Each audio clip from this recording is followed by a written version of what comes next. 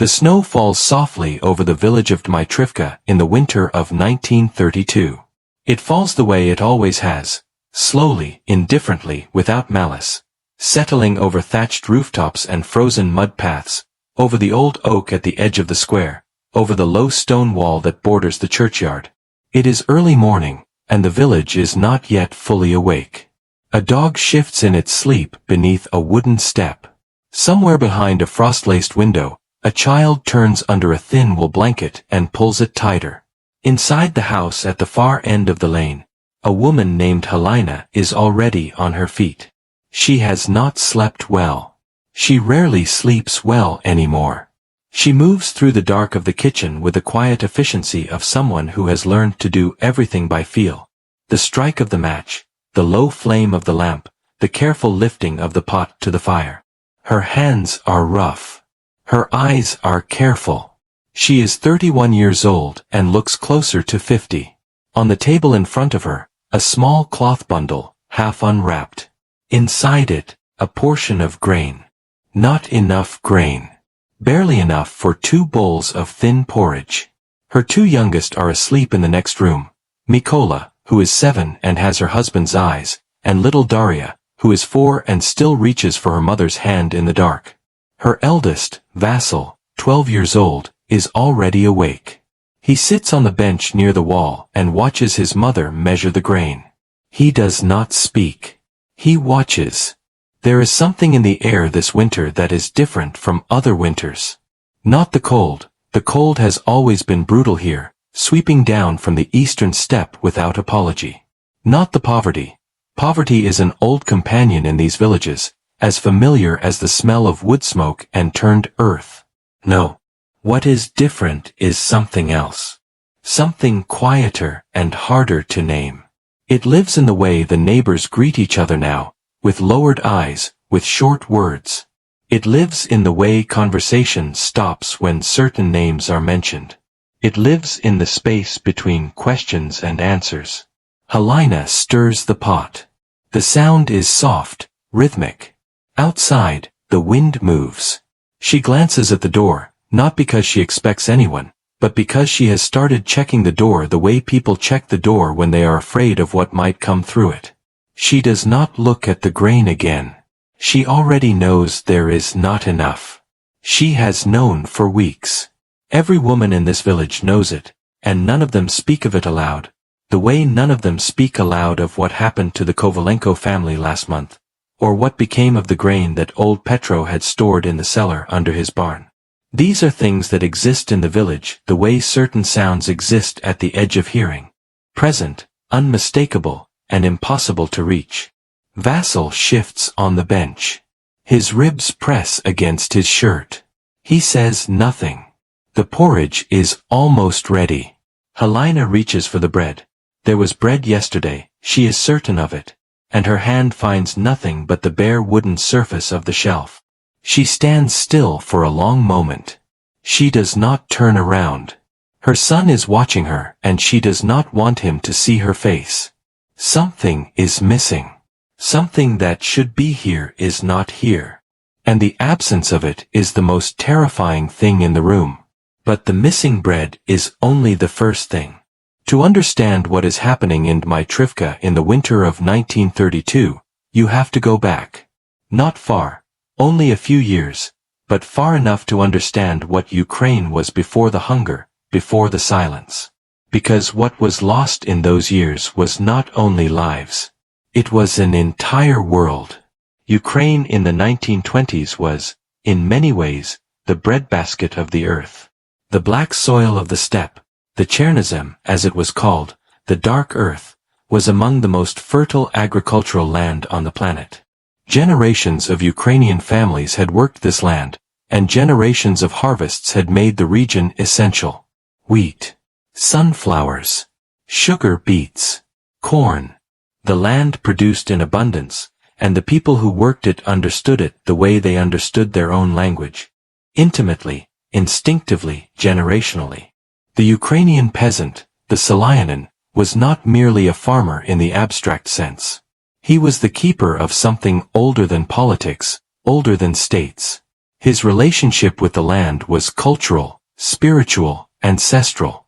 He celebrated the harvest with songs that had been sung for centuries. He mourned bad seasons with rituals that predated Christianity. He understood himself as part of a continuum that connected the living to the dead to those not yet born. Take away the land, take away the harvest, and you took away far more than food. This is precisely what certain men in Moscow had decided to do. By 1928, Joseph Stalin had consolidated power within the Soviet Union in ways that even his closest rivals had underestimated. He had outmaneuvered Trotsky. He had neutralized Zinoviev and Kamenev. He had dismantled the old internal opposition piece by piece, sometimes with exile, sometimes with disgrace, and sometimes with means that left no record. He was a man who had emerged from poverty and violence and seminary education and underground revolutionary cells, and he had arrived at the summit of the most powerful state apparatus on earth with a patience and a ruthlessness that his contemporaries had consistently failed to anticipate. Stalin had a plan. Or rather, Stalin had a vision, vast, brutal, transformative, and from that vision came a plan. The Soviet Union would be industrialized. Rapidly. Completely. It would be transformed from a largely agrarian economy into an industrial superpower within a single generation, at whatever cost was necessary. The countryside, the peasants, the farms, the traditional structures of rural life, would be reorganized entirely. Collectivized. The individual peasant farmer would become a worker on a state-controlled collective, a cog in the great machine of Soviet agricultural production. On paper, this was called collectivization. In practice, it was something else entirely. In Ukraine, the resistance was immediate and deep. Ukrainian farmers, millions of them, had only recently, under the new economic policy of the early 1920s, been allowed something approaching control over their own land and their own produce. They had rebuilt after the devastation of the First World War and the Russian Civil War. They had seen their children survive. They had begun to hope. When collectivization came, with its demand that they surrender their land, their tools, their livestock, and their grain to the collective, many of them refused. Slaughtered their own animals rather than hand them over. Hid grain in walls, in wells, in the floors of barns. Organized local resistance. Moscow called them kulaks, wealthy peasants, class enemies. It was a label that could be applied to almost anyone who resisted, anyone who owned more than average, anyone who asked inconvenient questions. To be labeled a kulak was not merely a political designation. It was a sentence. And what followed the sentence was something the villages were not yet prepared to understand. The brigades came to the villages in the early months of 1930, and then again, more forcefully, in 1932. They were not soldiers, exactly, though sometimes they were soldiers. More often they were party activists, Komsomol members, local officials who had been given quota targets and told to meet them. Young men, mostly, some of them true believers, some of them simply afraid of what would happen to them if they failed. They arrived with lists and with authority, and they moved through houses the way water moves through cracks, finding every space, leaving nothing untouched. In Halyna's village, the first requisition team had come in October. They had taken the collective's grain, what there was of it, and noted the quotas on their forms with the careful neutrality of accountants. They had left with sacks loaded onto a cart. The village had watched them go. No one had spoken much afterward. But in November, they came again. The quotas had not been met, they said. The numbers on their forms were not matching the numbers in reality. This was a problem. This was, in fact, a serious problem, and someone would need to account for the difference. They searched the barn. They searched the cooperative storehouse. They found grain, not the amount they were looking for, but enough to fill their forms a little further. They left. The village watched them go again. And then, in December, they came a third time. His name was not recorded. Most of their names were not recorded. He stood in the doorway of the Kovalenko house on the 3rd day of December and told Mikhailo Kovalenko that the quota had still not been met, that the district committee had identified Dmytrivka as a problem village, and that further measures would be taken. Mikhailo asked what measures. The young official looked at his clipboard. He said that the village had been placed on the blacklist. Mikhailo did not know yet what the blacklist meant. He would learn. The blacklist, the chore, literally the blackboard, was one of the most important mechanisms of what was happening, and it deserves to be understood clearly, because it is one of the details that separates a famine from something else entirely. Villages placed on the blacklist were cut off from receiving any goods from state stores. Any goods. Not just food, salt, matches, kerosene, cloth. Everything. Furthermore, any grain that had been distributed as part of the collective's advance payments was to be returned. Not replaced. Returned. And anyone caught carrying food out of a blacklisted village, or into it, could be arrested. Think about that. Not just a failure to provide food. An active mechanism to prevent food from entering. The blacklist was not a response to shortage. It was an instrument of shortage. This was only the beginning of what had been engineered. The decree that would come to define the famine's architecture was signed in August of 1932, though its effects would not be fully felt until the winter. Known informally as the Law of 5 Stalks, or sometimes the Law of Spikelets, it made it a criminal offense to take any grain from collective fields, including the few heads of wheat a starving child might glean from a harvested field. The punishment was 10 years in a labor camp, or death. Children were arrested under this law. Children. But even this was not the most complete instrument of the catastrophe. That came in the form of the internal passport system, introduced in December of 1932 and applied selectively, not to urban workers, not to party members, not to most of the country's population. Applied specifically and deliberately to the rural peasant population of Ukraine, the North Caucasus, and Kazakhstan. Without an internal passport, a peasant could not leave his village, could not travel to the city to look for food or work, could not cross into a neighboring district where there might be something to eat. The borders of the village became, in effect, the borders of a prison, one without walls, but absolute. Halyna did not learn about the passport decree in an official announcement. She learned about it the way most people in the village learned about most things that winter. Through whisper, through the face of a neighbor who had tried to leave and found the road blocked, through the absence of people who had simply vanished after attempting to cross into the next district. She learned about it the way you learn about the walls of a cage. Not by being told, but by running into them. And then, the roads were closed. By January of 1933, something fundamental had changed in the villages of Ukraine. It was not simply that there was less food, there had always been lean years, bad harvests, times when the winter stretched longer than expected and the stores ran lower than comfort. This was different. This was a systematic vanishing. The collective granaries were locked and guarded. The private cellars had been searched and researched until there was nothing left in them that a brigade could find. The livestock that hadn't been slaughtered by farmers themselves before collectivization had been requisitioned. Even the seed grain, the grain set aside not for eating but for planting the following spring, had been taken. Without seed grain, there would be no spring planting. Without spring planting, there would be no harvest. Without harvest, there would be nothing. The logic of what was happening arranged itself, in the minds of those living through it, into something impossible to fully articulate. How could this be happening? There had been grain. They had grown it. They had watched it harvested.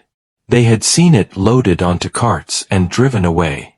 The grain existed somewhere. It was in warehouses, in state reserves, in export shipments leaving Odessa for Western European markets. The Soviet Union continued to export grain throughout 1932 and into 1933, even as the villages that had grown the grain were emptying of the living. In Halyna's house, the changes came quietly, the way most catastrophic things come, Not in a single moment, but in an accumulation of moments that you only recognize as catastrophic in retrospect. The morning the porridge was too thin to carry warmth. The afternoon Mykola said he was not hungry, a 7-year-old boy saying he was not hungry, which is not a thing that should happen. The evening Vasil traded his winter coat for a small piece of lard at the edge of the village, and came home without the coat, and she could not bring herself to be angry with him. She began to lie to her children about what she was eating. She told them she had already eaten, that she was not hungry, that the food was for them. She said this while the hollow space behind her ribs grew larger, and the walk from the kitchen to the door began to feel longer than it used to. Across the village, across the district, across the whole vast expanse of Soviet Ukraine, this scene repeated itself in hundreds of thousands of variations. The mother who divided one potato into 4 pieces and ate none of them. The father who walked into a snowstorm and did not come back, whether by accident or intention no one could say. The grandmother who sat in the corner of the house and grew quieter with each passing week and one morning was simply not breathing anymore. The child who walked to school and on the way back stopped and did not get up again. Death came to the villages of Ukraine in the winter of 1932 and 1933 with a patience and a thoroughness that no natural famine possesses. A natural famine is chaotic. This was not chaotic. This was almost orderly. What happened next would erase entire villages. There is a document. It exists in archives that were sealed for decades and opened only after the Soviet Union collapsed. A report submitted by a local party official to the district committee in February of 1933. It is written in the careful bureaucratic language of a man who is trying very hard not to say what he is saying. It mentions that productivity in several villages has fallen sharply. It notes that a number of workers have become unable to fulfill their labor obligations. It uses the phrase, difficulties with the food supply situation. It does not use the word hunger. It does not use the word death. But between the lines of official language, if you look carefully, you can see it, the outline of something massive and terrible, described in the grammar of a filing system. The official who wrote the report was named Stepan. He was 34 years old. He had joined the party as a young man, had believed sincerely in the revolution, in the project of building something new and just. He had grown up in a village not unlike Dmytrivka. He knew what the reports meant. He wrote them anyway. He went home in the evenings to a house that still had food in it. He was a party official, which meant he had access to the closed distribution system, the closed workers' cafeterias, the special stores where you could still buy bread if you had the right card. He ate while writing reports about people who were dying of hunger. He did not think of himself as a monster. He thought of himself as a man doing his job in a difficult situation. He thought of the greater historical project, the long arc of socialist construction, the necessity of short-term sacrifice for long-term transformation. He thought of these things, and he filed his reports, and in the evenings he read to his daughter before she slept. He was not unique. He was, in the machinery of what was happening, entirely ordinary. By spring of 1933, the worst was arriving. Spring is when the bodies appeared in the fields. Not because people had not been dying all winter, they had, but because winter had hidden the dying. The cold had kept the dead where they lay, under snow or in locked houses or at the edges of roads. When the snow retreated in March and April, it retreated from scenes that those who witnessed them and survived would spend the rest of their lives trying not to remember. A survivor named Hannah, who was 12 years old in the spring of 1933, and who would live to give testimony to a journalist in 1983, described walking to the village well one morning in April and passing 3 bodies on the path. She described them with the terrible matter-of-factness of someone who has processed unbearable information into manageable fact over a period of 50 years. She said, "There were 3 people on the path, and they were dead. And I stepped around them and got the water and came home." She said it the way you describe weather. The villages were unraveling. The social structures that had survived for generations, the communal work cycles, the religious calendar, the network of mutual obligation and neighborly support that had sustained Ukrainian rural life through every previous hardship, these structures required people to sustain them. When the people began to disappear, the structures followed. There was no one to organize the spring sowing. There was no one to ring the church bell on Sundays. There were entire streets where every house was dark. Teams of Soviet officials, sanitation workers, and eventually soldiers were deployed to the villages that spring to do something about the bodies. This was framed as a public health measure. It was logged, documented, processed through the same bureaucratic language that had described the dying with the careful neutrality of accounting. Thousands of bodies. Then tens of thousands. Then the numbers stopped meaning anything in the ordinary sense and began to exist only as data, entered into forms, added to totals, filed. In certain villages, the dead outnumbered the living. In others, there were no living left to count. Official Soviet records for some settlements simply end. The data stops, the column of census figures terminates mid-decade, and when the line resumes years later, it resumes with a different, smaller number, as if the missing years had taken not just the people but also the memory of them. Entire villages. Erased. Halyna survived. This is the part of her story that is hardest to tell. Not because survival is tragic, but because of what survival cost her and what it forced her to know. In April of 1933, Daria died. She was 4 years old. She had stopped being able to eat anything in the final week, her body too weak to process even the thin gruel her mother prepared from bark and boiled grass and whatever grain water could be scraped from the inside of the empty sacks. She died on a Tuesday morning, in her mother's arms, while Halyna held her and did not cry, because crying requires energy, and energy was something Halyna had almost none of. She buried Daria herself, in the yard, because there was no one left in the village with the strength to dig a proper grave in the churchyard, and because the priest had been taken away in February, and no one had been told where. Mykola survived. Vasil survived. Halyna herself, reduced to a body held together by will and almost nothing else, survived. Later, when surviving meant something again, she would never speak of this spring directly. She would mention it sideways, in other conversations, the way you mention a room in a house that you keep locked. The door is there, you know what's behind it, you have chosen not to open it. To understand what happened in Ukraine in 1932 and 1933, you have to hold two truths at the same time, and the difficulty is that one of them is larger than the human mind can comfortably contain. The first truth is the one that lives in individual stories. Halyna, Daria, the grain measured in the lamplight, the small mound in the frozen yard. These are truths that can be held because they are human scale. They hurt in the way human things hurt. The second truth is numerical. Historians estimate that between 3.5 million and 7.5 million people died in Soviet Ukraine during the Holodomor of 1932 to 1933. The range is wide because the Soviet records were falsified or destroyed, because the census of 1937, which would have revealed the demographic catastrophe, was suppressed and its administrators arrested, because the science of counting the dead in a state that is actively hiding the dead is not an exact science. But even the lowest estimate represents a number so large that it collapses meaning. 3.5 million people. In 15 months. In a country that had not been at war. In a country that continued to export grain. The grain exports are not a footnote. They are central to what the Holodomor was and what distinguishes it from a natural disaster. During the peak period of the famine, 1932 into 1933, the Soviet Union exported approximately 1.73 million tons of grain.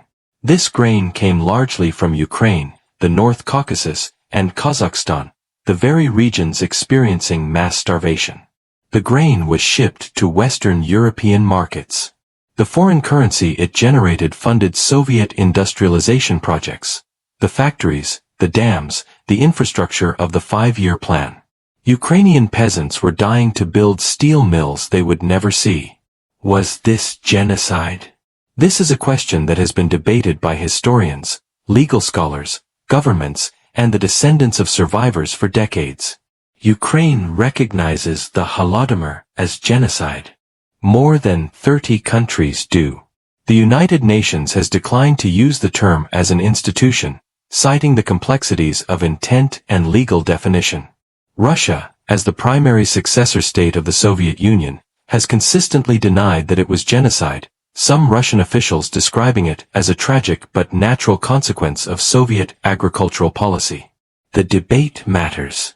But it can also, if you are not careful, become a way of moving the argument from the bodies in the fields to the conference rooms where definitions are argued.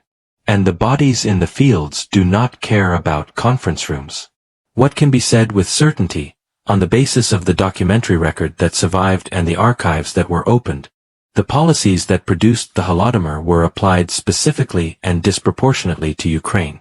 Ukrainian villages were placed on the blacklist at higher rates than Russian villages. The internal passport system that prevented peasants from fleeing the famine was applied specifically to rural Ukraine. Soviet officials who raised concerns about conditions in Ukraine were accused of nationalist deviation and removed from their positions or arrested. And throughout the famine, Moscow received reports, detailed, accurate reports, about what was happening in the Ukrainian countryside and did not change course. There was a man named Mykola. He was a prominent Ukrainian communist official, old Bolshevik, genuine revolutionary, who had spent his career trying to navigate the tension between Ukrainian cultural identity and Soviet centralization. He had argued, within the party apparatus, for moderation of the grain quotas. He had submitted reports. He had made the case through channels. In 1933, faced with what was happening and with the walls closing in around anyone who had argued otherwise, he shot himself. His death was reported in the Soviet press as a capitulation to nationalist deviation. His name was removed from official records. His arguments were erased. The silence that followed was not accidental. There was a Welsh journalist named Gareth Jones who traveled to Ukraine in the spring of 1933 without official Soviet permission, moving through villages on foot, eating what the villagers ate, which was almost nothing, and writing about what he saw. He published his reports in London and New York.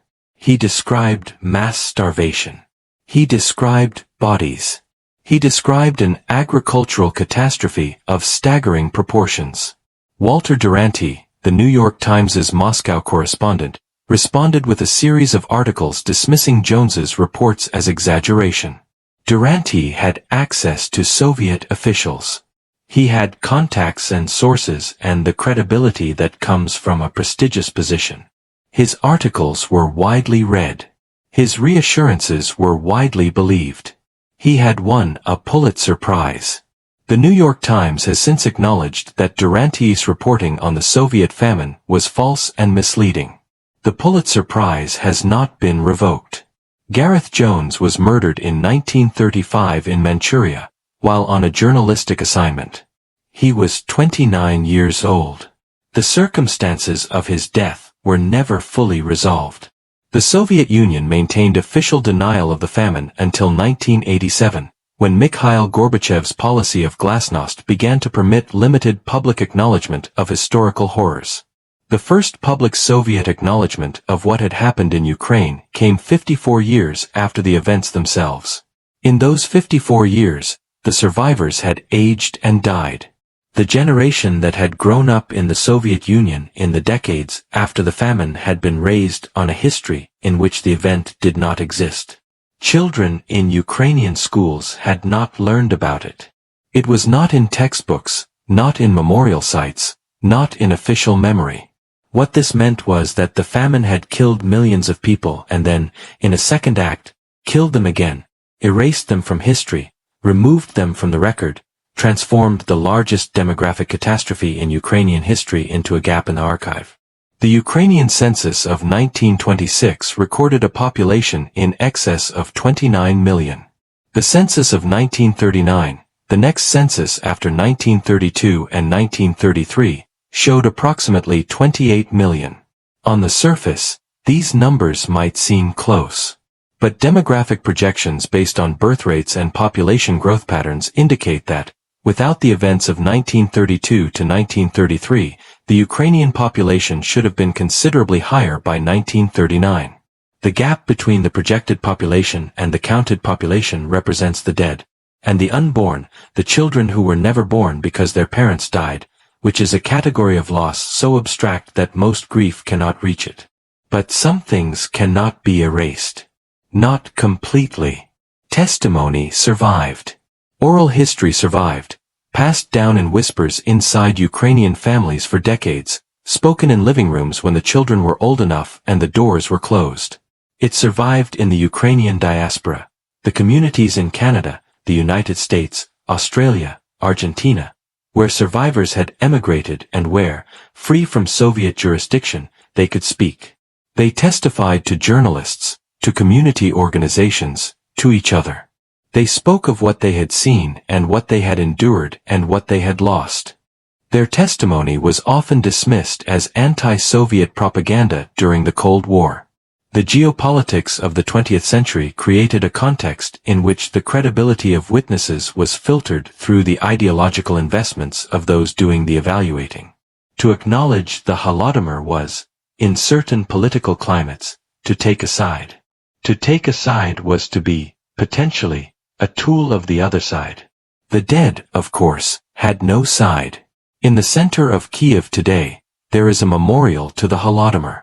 Candles burn there on the night of the fourth Saturday of November each year, the National Day of Remembrance. People come to stand in the cold and hold small flames and be quiet.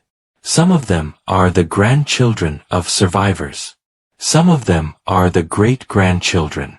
Some of them know the names of the dead in their families, and some of them know only that there are names they were never told.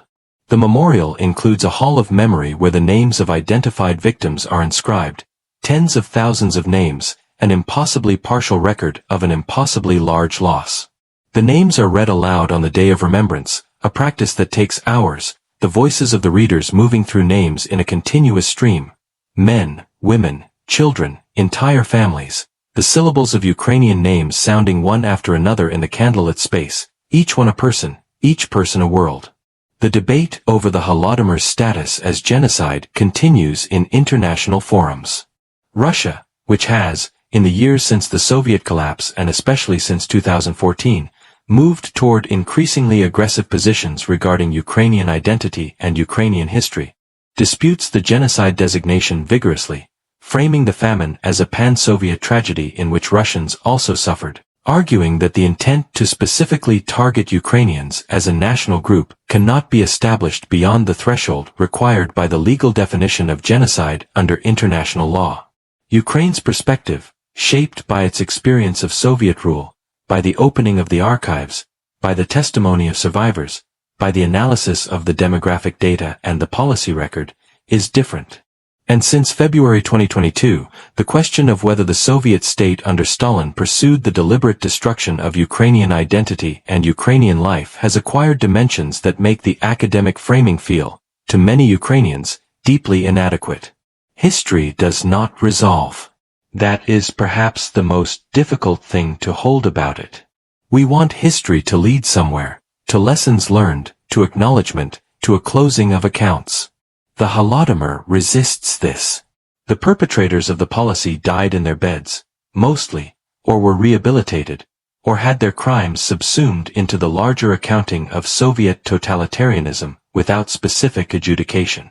The grain that was exported was eaten long ago. The industrialization it funded was partially dismantled in 1991 when the Soviet Union ceased to exist. And yet the consequences persist in ways that are not easily categorized. In the demographic map of Ukraine, in the specific underpopulation of certain regions, in the cultural memory that shaped Ukrainian nationalism and Ukrainian wariness of Moscow, in the soil itself, there are ecologists who study the abandoned villages and find, in the particular way the overgrown fields have returned to vegetation, evidence of the decades in which they lay empty. What Halyna knew, and what the 70 years of official silence tried to cover, was that a famine that kills 3.5 to 7 million people does not leave behind only the dead. It leaves behind the living who carry the dead, who remember the weight of a child at 4 years old, who measure flour forever after with a precision born of knowing what it costs when there is none, who look at a closed door and feel something the body has not forgotten even when the mind has moved on. Vasil grew up. He had children. His children had children. Somewhere, descendants of the family who lived in the house at the end of the lane in Dmytrivka are alive today. They may or may not know the details of what their grandmother endured. They may or may not know the name Daria, 4 years old, died on a Tuesday in April, buried in the yard by hands that did not cry because crying requires energy. History is not only what is recorded. It is also what is carried. In the winter of 1932, in a village whose name appears in no famous history, a woman divided a small amount of grain into portions, and her son sat on a bench and watched her, and both of them understood without speaking that something had gone wrong with the world in a way that had no ordinary explanation. She could not know that the thing that had gone wrong was not accidental. She could not know about the quotas set in Moscow, the decrees drafted in committee rooms, the export manifests prepared in offices where the word famine was never typed, the passport system designed to prevent the hungry from moving toward food, the blacklist designed to prevent food from moving toward the hungry. She could not see the full architecture of what was being done to her and to millions like her. She only knew that the grain was going, and that the people were going, and that the doors were being locked, and the roads were being closed, and the questions were being left without answers. She only knew what she could see from her own window, which was enough. Which was, in the end, everything. There are questions that this history asks which have not been fully answered, and perhaps cannot be. How does a state arrive at the decision to engineer the starvation of millions of its own people? How do the individuals within that state, the officials, the enforcers, the quota managers, the report writers, maintain their participation in something whose consequences they can see? What happens to a society when the crime it has committed is also the foundation on which it builds its future? And what happens to truth, in the long run, when the machinery of power is powerful enough to suppress it for 50 years? These are not only historical questions. They are questions about power, and about what power does when it is absolute and unaccountable. They are questions about bureaucracy and about the moral weight of process, about whether a form filed in neutral language carries the same responsibility as a direct act. They are questions about silence, about who chooses silence, who is forced into it, and who pays the price for both. The snow is still falling over Dmytrivka, over the low stone wall of the churchyard, over the old oak at the edge of the square, over the house at the end of the lane where the lamp still burns in the window, thin and steady in the dark. The grain is gone. The roads are closed. The questions have no answers yet. But the lamp is still burning.